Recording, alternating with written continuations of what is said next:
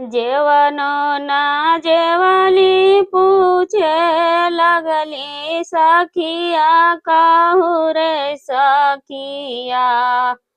जेवनो ना जेवली पूछे लगली सखिया कहू रे सखिया।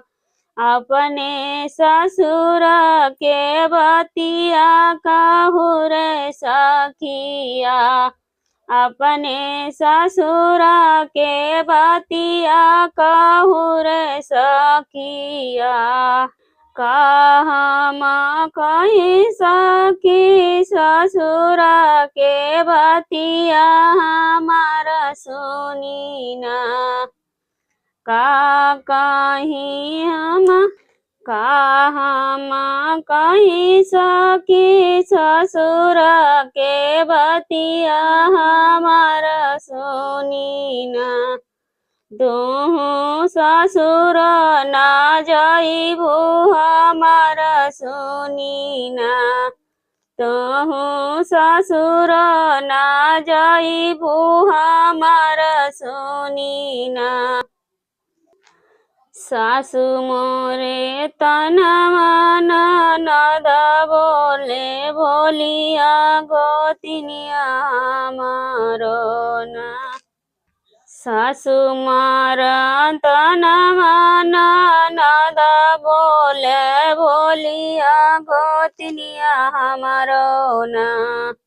सासु मारे तनवा ननद बोले भोलिया गोतिनिया हमारो ना। घर में लवली पतवा गोतिनिया हमारो ना।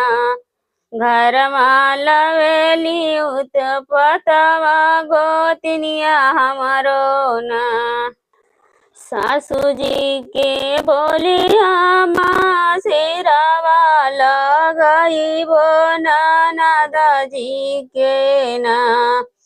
सासू जी के बोलिया माँ सिरवा लगइबो ननद जी के ना।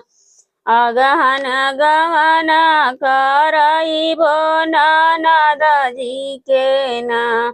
अगहन गहन करइबो ननद जी के ना। गोतिनी जी के बोलिया मायलगा करवइबो छुटी रे जइहाना। गोतिनी के बोलिया मायलगा करवइबो छुटी रे जइहाना। घरमा लगल उदाबसवा छुटी रे जइहाना। घरमा उदाबसवा छुटी रे जइहाना। जेवनो ना जेवली पूछे लगली सखिया कहू रे सखिया। जेवनो ना जेवली पूछे लगली सखिया कहू रे सखिया। अपना ससुर के बतिया कहू रे सखिया। अपना ससुर के बतिया कहू रे सखिया।